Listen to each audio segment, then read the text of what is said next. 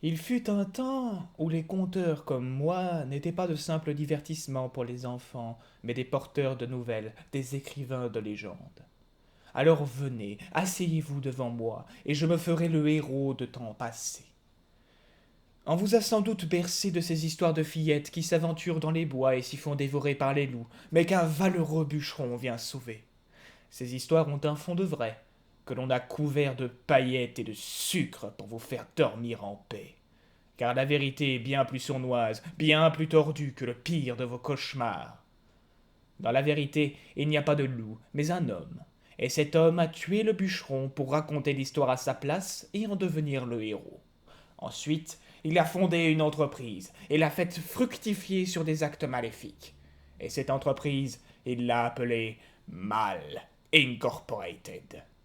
Alors venez, asseyez-vous, nobles gens. Je suis le mal conteur, et je vais vous conter l'unique geste qui soit vrai, l'histoire du mal.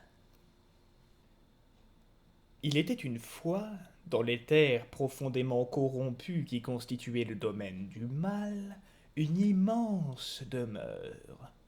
Là vivait un homme aux idées démentes, que les sombres engeances avaient recruté d'elles-mêmes, et dont le cœur ne battait que pour le mal et la science.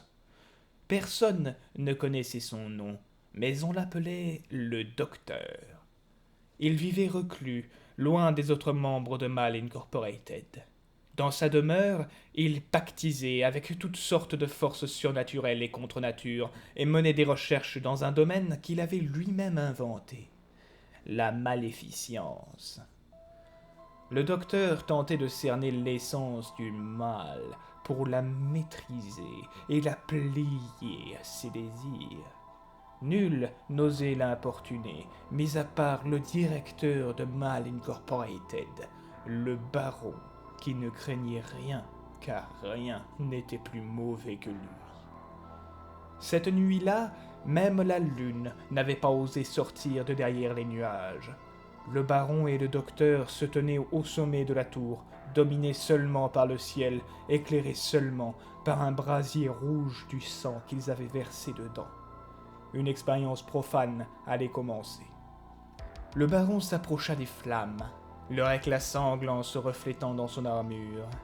Le docteur se tenait derrière, attentif.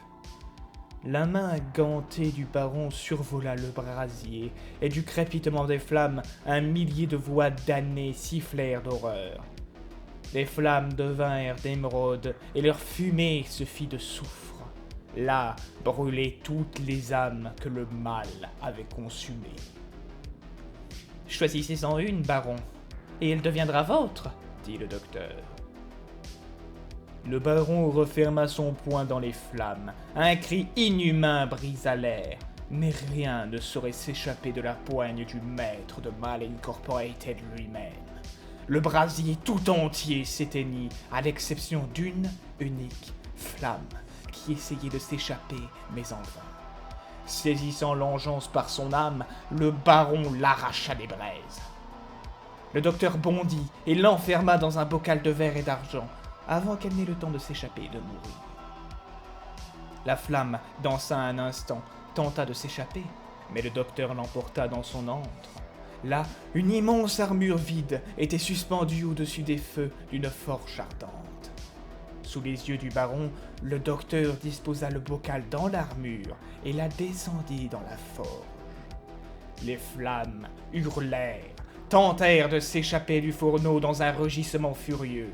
Dans un chaos digne de l'Apocalypse, le mal prenait possession de son bien.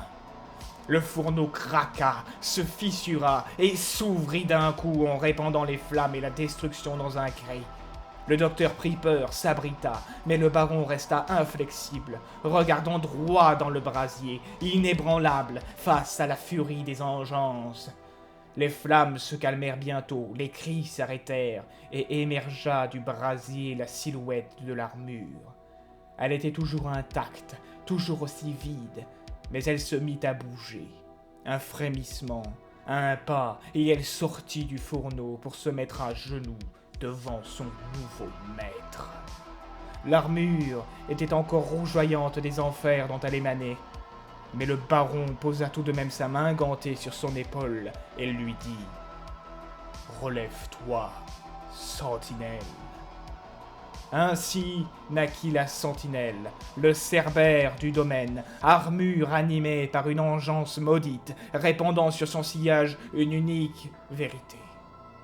Même dans la mort, le mal pourra vous atteindre. Des cendres du brasier, le docteur tira une étrange substance blanche qu'il allait mettre à l'étude. C'est tout pour ce soir. Et souvenez-vous, semper est bonum asset malum. Il est toujours bon de faire le mal.